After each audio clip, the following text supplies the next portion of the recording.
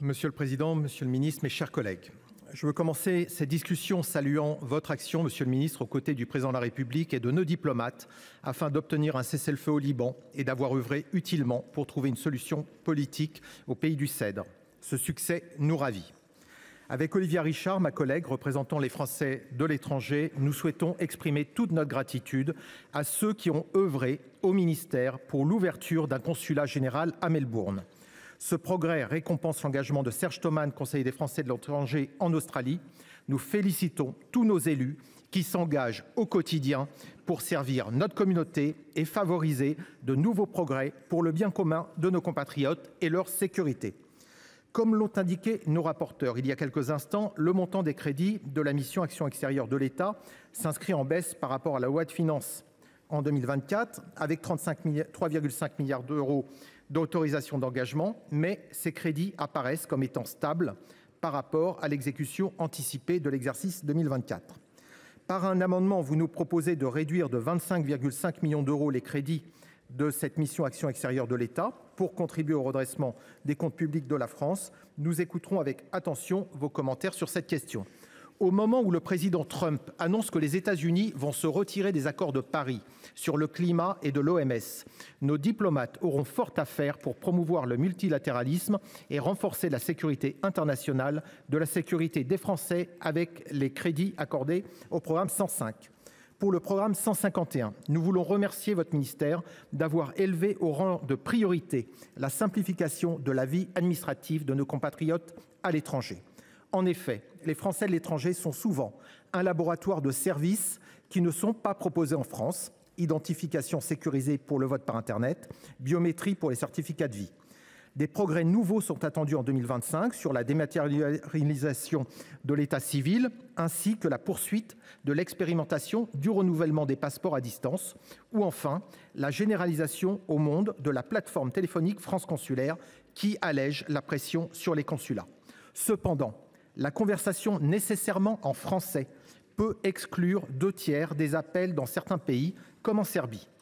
Elisabeth Tesson, notre consul à Colombo, m'a confié que l'intelligence artificielle pourrait nous permettre de devancer l'appel et d'inciter nos compatriotes à renouveler leur enregistrement ou leur demande de passeport avant l'échéance.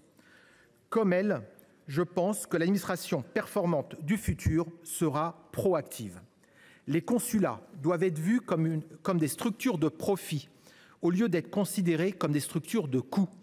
Un agent du service Visa produit 4 fois plus de revenus que son coût. Alors que nos finances publiques sont dans l'état que nous connaissons, il serait inepte de se priver de capacité de générer aussi facilement des millions d'euros pour notre pays. Nous devons corréler le montant des recettes collectées avec nos dépenses, comme dans une entreprise. Il me paraît important de corriger les erreurs sur la page 130 du budget de la mission. L'ANEF n'a pas été supprimée, monsieur le ministre.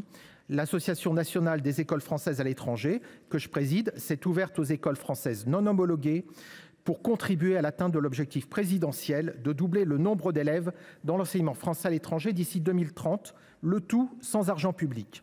Je souhaite saluer, merci, le réseau des alliances françaises, des associations flammes, qui apportent une contribution majeure pour la promotion et la diffusion de la langue française.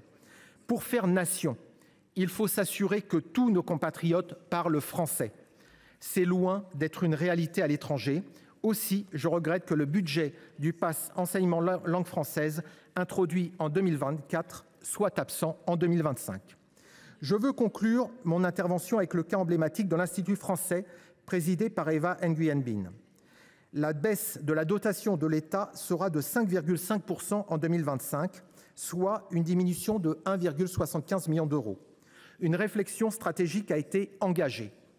Plutôt que de diminuer le budget de l'ensemble des programmes, la présidente a su proposer des choix.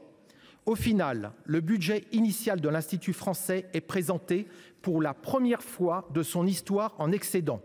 Faire plus avec moins d'argent. C'est naturel dans le privé où l'argent est dur à gagner et la compétition est impitoyable. Nous comprenons tout à fait que cette mission doit faire l'objet d'efforts. Le groupe Union centriste votera en responsabilité les crédits de l'action extérieure de l'État, à l'heure où la situation budgétaire appelle les sénateurs comme les opérateurs à faire des efforts, l'Institut français apparaît comme une source d'inspiration. Baisser ses coûts en se réinventant, c'est possible.